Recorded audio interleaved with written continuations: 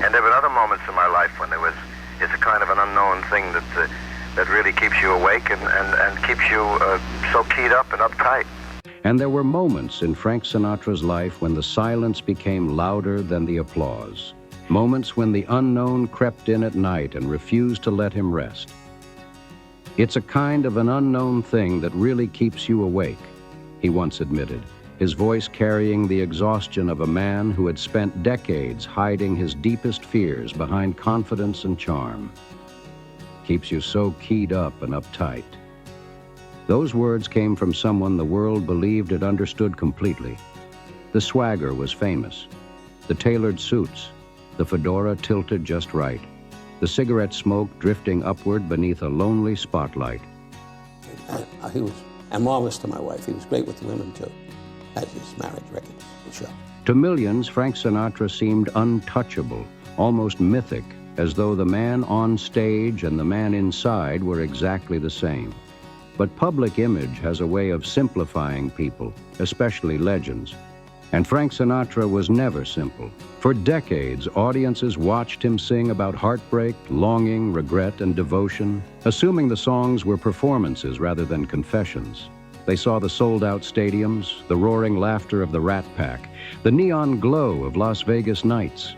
They saw a man surrounded by power, beauty, and endless admiration. What they did not see was the quieter reality that existed when the lights dimmed and the crowds disappeared. Beneath every carefully delivered lyric and every perfectly timed smile was a man searching for something he could never fully explain. It was not fame he wanted. He had already conquered that world in ways few artists ever could. It was not recognition either, because his name alone could silence a room. I said, even just going out and looking at the audience, I was terrified for about 4 seconds. What Frank Sinatra spent much of his life chasing was something softer, something more permanent than applause, a kind of peace, a kind of love. And strangely enough, he only seemed to understand it clearly once the world had stopped paying attention. Frank Sinatra loved many women throughout his life. Everyone knows that part of the story. The names became headlines, legends repeated endlessly in newspapers, documentaries, and biographies. Ava Gardner, Mia Farrow, Barbara Marx, Nancy Barbato. Each relationship seemed larger than life, wrapped in glamour and drama that fascinated the public for decades. But among the people who truly knew him, the same question always lingered beneath the surface. Frank believed he was a tough guy. But he was. He was a boxer when he was a kid. But he always used to say when somebody bothered him. Which love had been real enough to stay with him forever? Which woman remained in his heart long after the spotlight moved on? Before Frank Sinatra died, the answer to that question quietly revealed itself. Very few entertainers in American history ever became larger than the art they created. Sinatra did. He moved beyond music and became something cultural, almost symbolic. From the early years when screaming Bobby Soxers packed the aisles of the Paramount Theater just to catch a glimpse of him, to the older, weathered Sinatra, whose voice carried the gravity of lived experience, he commanded attention in every era he entered. Time changed music. Time changed audiences. But somehow, Sinatra remained. People who worked beside him often described the same strange feeling whenever he entered a room. It was not merely celebrity, it was presence. The air shifted around him. Conversations slowed. Eyes turned instinctively in his direction. He carried himself with the confidence of someone who understood exactly how much power his voice held over people. Yet beneath that confidence was extraordinary sensitivity, something he rarely allowed others to see directly. His true gift was not simply singing. I don't know, I can't explain. You've always had that? Always had it. I Harry think James, when you stood up to sing with the Harry James? I've always had it, all the time. Thousands of singers possessed technical talent. Sinatra possessed instinct. He understood phrasing in a way few artists ever have. He treated silence inside a lyric the way poets treat empty space on a page, not as absence, but as emotional weight. A pause from Sinatra could say more than another singer's entire verse. That gift became even more powerful during the early 1950s when his career unexpectedly collapsed. The headlines turned against him. Record sales slowed. Hollywood lost interest. For the first time in years, Frank Sinatra experienced something terrifying: irrelevance.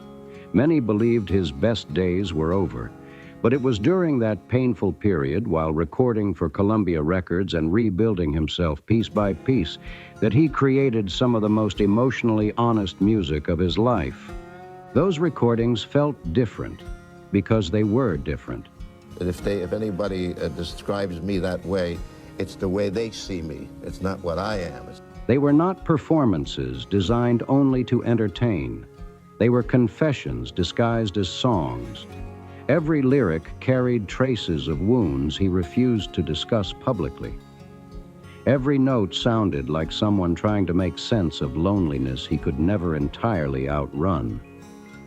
People listening decades later still feel that ache without always understanding why. Sinatra was singing from places inside himself he almost never spoke about openly. And perhaps that is where this story truly begins. Not under stage lights, not in front of screaming crowds, not inside the glamorous world the public knew so well. It begins somewhere far quieter than that, in the hidden corners of Frank Sinatra's private life, the places cameras rarely reached and interviews could never fully uncover. Before we go any further, think about this for a moment. Which Frank Sinatra song has stayed with you the longest? Which one seems to find you unexpectedly, years after you first heard it? Maybe it's a song tied to a memory you cannot forget. Maybe it's a lyric that still feels painfully personal. Let me know in the comments, because with Sinatra, those connections matter more than people realize. Long before the fame, before the movie contracts, before the magazine covers and the sold-out concerts, there was a young woman from New Jersey named Nancy Barbato. She was steady where Frank was restless, warm where he was complicated, and completely uninterested in performance or celebrity. You've got to be on the ball from the minute you step out into that spotlight. You've got to know exactly what you're doing every second on that stage. At a time when Frank Sinatra was still just another ambitious young man trying to escape Hoboken, Nancy represented something rare in his life: stability. Nancy Barbato loved Frank Sinatra before the world ever learned his name. She loved the young man from Hoboken, not the icon he would eventually become. In those early years, there was no separation between Frank Sinatra, the performer, and Frank Sinatra, the person. They were still one and the same. The ambition was there, certainly, burning beneath the surface, but it had not yet transformed into the larger-than-life figure the public would come to worship. To Nancy, he was simply Frank. They married in 1939. Sinatra was only 23 years old, carrying the restless hunger that often lives inside young men, convinced destiny has something extraordinary waiting for them. He wanted more than an ordinary life. You could feel it in him even then. But while Frank chased possibility, Nancy became the steady foundation beneath it all. She believed in his talent with a calm certainty that never demanded evidence. She did not need headlines or applause to know who he was capable of becoming. As the years passed, she held their family together, while Frank's career moved unpredictably between promise and uncertainty. And I was eating, and he said, I said, Frank, I'm talking.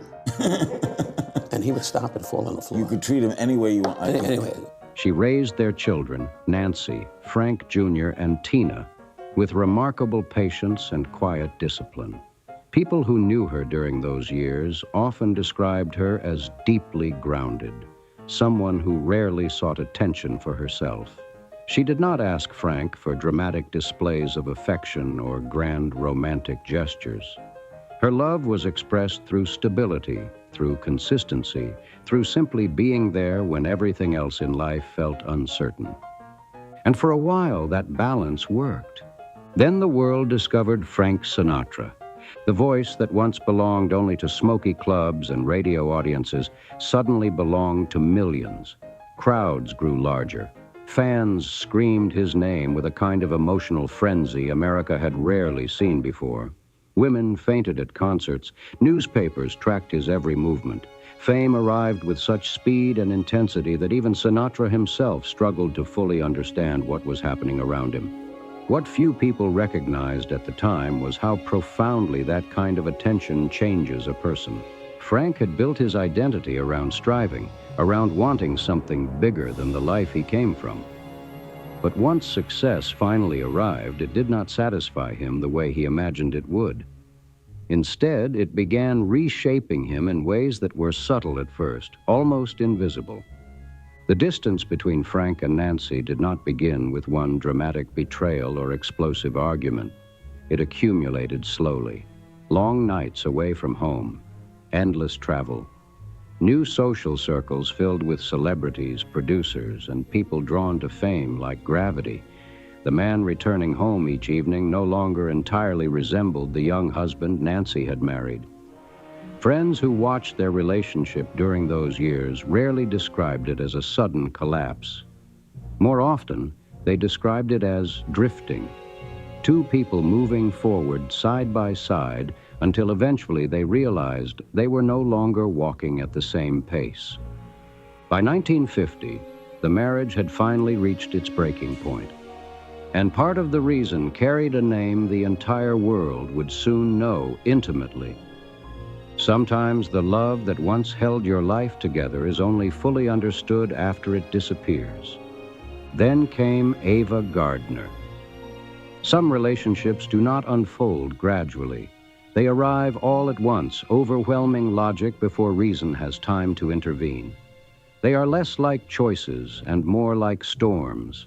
Ava Gardner entered Sinatra's life with exactly that kind of force. By the late 1940s, Ava was already one of Hollywood's most magnetic stars. Her beauty was undeniable, but it was never beauty alone that made people stare when she entered a room. It was presence. She carried herself with a natural confidence that could not be manufactured. Rooms seemed to rearrange themselves around her without anyone consciously deciding to do it. Unlike so many people in Hollywood, Ava did not appear desperate for approval. She was fearless, independent, and emotionally unpredictable in a way Sinatra found impossible to resist. For Frank, that combination was intoxicating. Beneath his enormous confidence lived an equally enormous need for reassurance and emotional connection. Ava never gave herself easily, and that only pulled him closer. She challenged him in ways few people ever dared to. Around her, Sinatra was not entirely in control anymore, and part of him loved that loss of control. Their relationship was never peaceful. It was not the kind of love built on comfort or routine. There were no quiet domestic rhythms waiting for them, no gentle stability settling over Sunday mornings. What existed between them was passion in its purest and most dangerous form. They loved each other fiercely, but they also wounded each other deeply. People close to them during those years often described their relationship as exhausting to witness. The tenderness could be extraordinary one moment, only to collapse into jealousy, shouting, or emotional distance the next. Sometimes both extremes existed within the same evening. In many ways, they were too alike to ever truly live peacefully together. Yet they were also too emotionally connected to completely walk away from one another. They married in 1951, and the years that followed became some of the most turbulent and creatively significant years of Sinatra's entire life. Professionally, he was rebuilding himself after the painful decline that nearly ended his career. Personally, he was consumed by a relationship that constantly pushed him to emotional extremes. Out of that chaos came some of the most haunting music he ever recorded. It was during this era that Sinatra walked into Capitol Records and recorded In the Wee Small Hours, an album many critics still consider the most emotionally devastating work of his career. The record does not sound like a performance. It sounds like loneliness captured on tape. Every song feels like the thoughts of a man sitting awake long after midnight. replaying memories he cannot escape and reaching emotionally for someone already slipping out of reach. At the time, that was not far from reality. By 1957, the marriage between Frank Sinatra and Ava Gardner had ended. But the relationship itself never entirely disappeared from him. What remained afterward was not simply heartbreak or divorce papers. It was something deeper, something that lingered quietly beneath the surface of his life for decades. People who knew Sinatra later in life often noticed it immediately whenever Ava's name surfaced in conversation. The emotional weight was different. Other relationships belonged to chapters of his story. Ava Gardner belonged to something far more permanent. In Sinatra's memory, she occupied a place entirely her own, unreachable by anyone else who came after her. Not every love story truly ends. Some relationships simply change shape over time, slipping beneath the surface rather than disappearing entirely. They continue quietly in memory, unresolved and unreachable, carried forward in fragments of emotion that never fully loosen their grip. That was the strange reality of Ava Gardner's place in Frank Sinatra's life. Even after the marriage ended, something between them remained unfinished, as though neither of them had ever completely stepped outside the shadow of what they once were together. But life moves forward whether people are ready for it or not. And by the mid-1960s, Frank Sinatra had already reinvented himself more than once. He had survived the collapse of his early career, endured humiliating public scrutiny, rebuilt his reputation through music and film, and emerged from heartbreak with a harder exterior than before. The older Sinatra who existed now was sharper, more controlled, and far more guarded. He wore confidence almost like armor, polished and deliberate, protecting the vulnerabilities he had spent years trying to hide. It was during that chapter of his life that Mia Farrow entered the picture. She was only 21 years old when their relationship began. The difference between them was not simply about age. It was something far larger than numbers. It was generational, cultural, emotional. Frank Sinatra represented an older world, one built on elegance, structure, loyalty, and carefully orchestrated glamour. He belonged to smoky lounges, tailored tuxedos, studio systems, and an era where power moved quietly behind closed doors. Mia Farrow belonged to something entirely different. She carried the restless spirit of the 1960s, a decade actively dismantling many of the values Sinatra's generation had built its identity around. She was introspective, artistic, unconventional, and emotionally independent in ways that did not always fit comfortably inside Sinatra's understanding of relationships. While Hollywood had shaped Frank into someone who valued control and certainty, Mia moved through life with curiosity and unpredictability. Those who watched them together often noticed the imbalance immediately, not because affection was missing. By most accounts, the affection between them was genuine. Sinatra cared deeply for her, and Mia admired him in ways that went beyond celebrity. But emotionally, they often seemed to be living inside entirely different realities. They looked at the same world through different windows. For Frank, the relationship may have represented something hopeful, perhaps even something deeply personal. Mia's youth and energy offered him a connection to a world that still felt alive and moving forward. Somewhere beneath the romance may have been a quieter fear, the fear of aging, of becoming disconnected from a changing culture that no longer belonged entirely to him. Being with Mia allowed him to feel, at least temporarily, untouched by time. For Mia, however, the relationship existed inside a far more complicated tension. She admired Sinatra, but admiration alone cannot erase incompatibility. Their lives moved according to completely different rhythms. Frank valued stability and loyalty shaped by old-world expectations. Mia valued freedom, artistic exploration, and personal independence. Over time, the distance between those two outlooks became impossible to ignore. The breaking point arrived in 1968.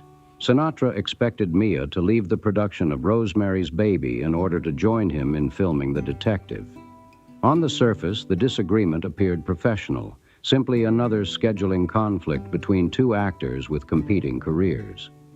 But beneath that argument sat a much more honest truth. Their marriage had never fully aligned in the first place. They wanted different lives. Mia chose to remain committed to finishing Rosemary's Baby, a decision that ultimately symbolized far more than a single film role. It represented her refusal to abandon her own path in order to fit into someone else's world. Sinatra, accustomed to loyalty expressed through sacrifice, interpreted that choice differently. And once that fracture surfaced openly, the marriage unraveled quickly afterward. Later that same year, Frank Sinatra served Mia Farrow divorce papers while she was on a film set. The moment became one of the most remembered details of their relationship, not because it was cruel in an overt sense, but because of what it quietly revealed. There was no dramatic confrontation, no emotional final conversation, just a fact delivered without ceremony. A relationship ending not with an explosion, but with emotional exhaustion. And after it was over, the same question that had followed Sinatra through years of fame and failed marriages still remained unanswered. Was there ever one person who truly held the center of his life? Then came Barbara Marx. Sometimes the most important changes in a person's life happen without drama. There is no grand revelation, no cinematic turning point, no single conversation that suddenly transforms everything. Instead, something shifts quietly inside them. The constant searching begins to lose its urgency. The noise that once filled every empty space starts to fade, and in its place comes something unfamiliar: stillness. By the early 1970s, Frank Sinatra had briefly stepped away from performing. After decades spent under relentless public attention, he retreated from the stages, recording studios, and endless visibility that had defined nearly every part of his adult life. For perhaps the first time in years, he was left alone with himself, without applause to drown out the quieter questions waiting underneath. What remained in that silence was not the invincible Sinatra the public imagined. It was a man approaching his late 50s, looking back across the distance between who he had once been and who he still hoped to become before time finally ran out. It was during that period of reflection that Barbara Marx entered his life. Unlike several women connected to Sinatra's past, Barbara did not emerge from the machinery of Hollywood mythology. She was not an actress chasing celebrity or someone shaped by the performance culture surrounding fame. She had worked as a model, but people who knew her often described her less in terms of glamour and more in terms of composure. She possessed a directness that Sinatra immediately recognized. Calm, perceptive, emotionally steady, Barbara carried herself with the confidence of someone who did not need the room's approval to feel secure inside herself. Barbara Marx never approached Frank Sinatra as an icon. She did not seem overwhelmed by the mythology surrounding him, nor particularly interested in treating him like a man larger than ordinary life. She approached him as a person first, and for Sinatra, that difference mattered more than most people realized. For nearly 50 years, strangers had reacted to the image before they ever reached the man himself. The voice, the fame, the reputation, the stories, all of it arrived in a room before Frank Sinatra did. People projected expectations onto him constantly. Some wanted the charming performer, others wanted the powerful celebrity, some wanted the dangerous romantic figure they had built in their imaginations. Very few people simply allowed him to exist without demanding a performance. Barbara did. They met through mutual friends in the early 1970s, during a period when Sinatra himself seemed emotionally exhausted by the endless cycles his life had followed for decades. What developed between them was not explosive like the Ava Gardner years, nor uncertain and restless like his relationship with Mia Farrow. It unfolded slowly, carefully, almost quietly. One conversation became another. Shared evenings turned into routine. Trust formed gradually rather than dramatically.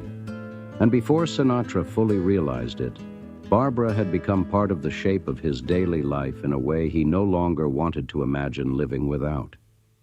Friends who spent time around Sinatra during the mid-1970s often noticed something different about him. Not a transformation exactly, but a subtle shift in the way he carried himself. There was a calmness that had not existed before, a kind of ease. Sinatra had always possessed confidence.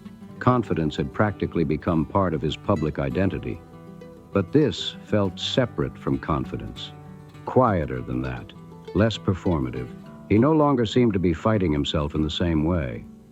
They married in 1976, and by nearly every account from those closest to him, the years that followed became the most personally stable chapter of Frank Sinatra's life.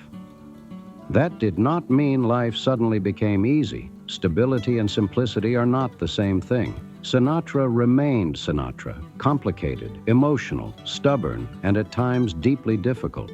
Fame still followed him everywhere. The pressures of aging still existed. Health problems would eventually arrive. But Barbara brought something into his life that remained steady regardless of circumstance. She did not require him to be larger than life when the cameras were gone. She did not ask him to keep performing once the stage lights faded.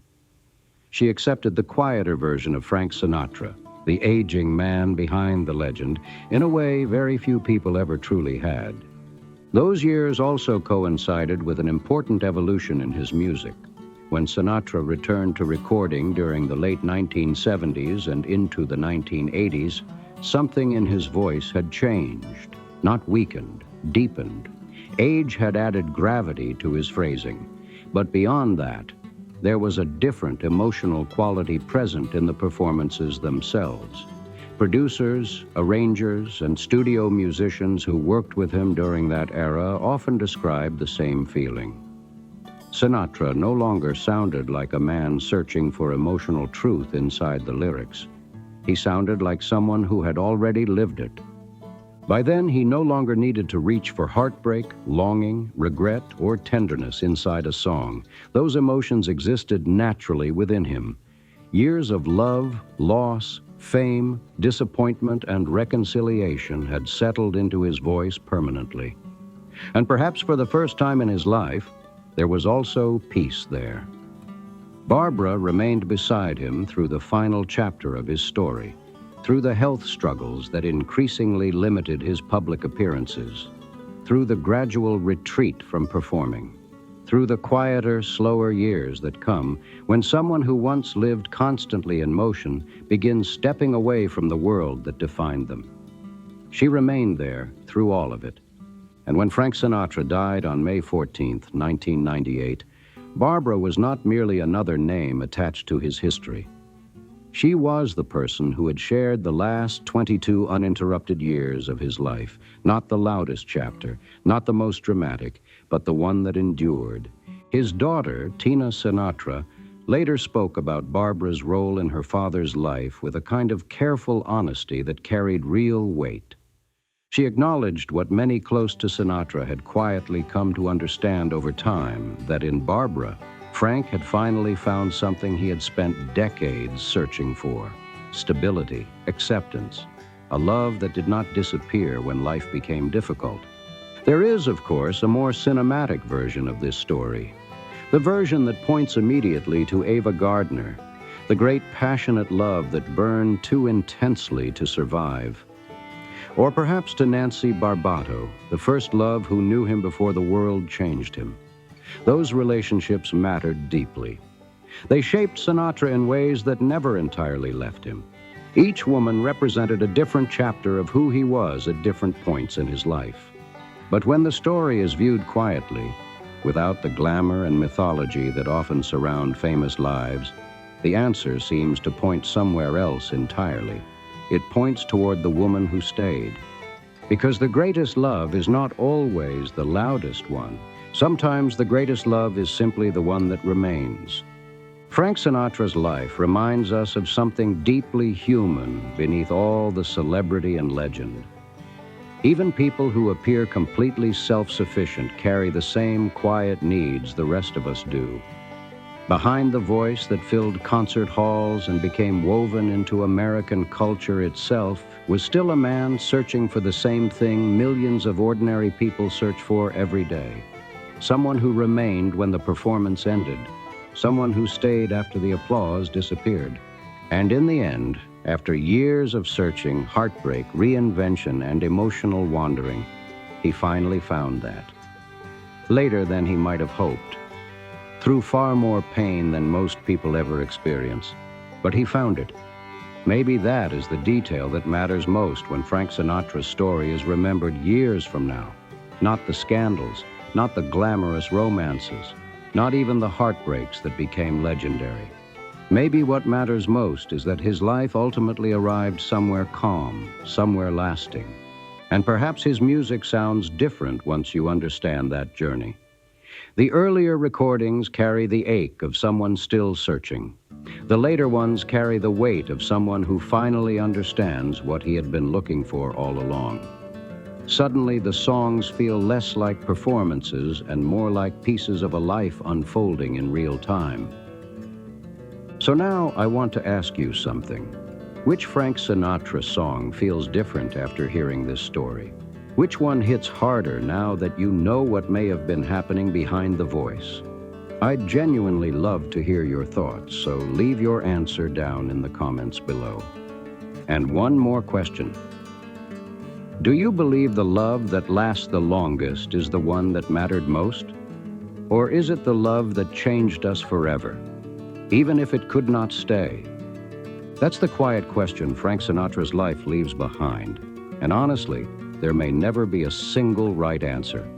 If you enjoyed this video, make sure to like, comment, and subscribe for more stories about the lives behind the legends. And as always, thank you for watching.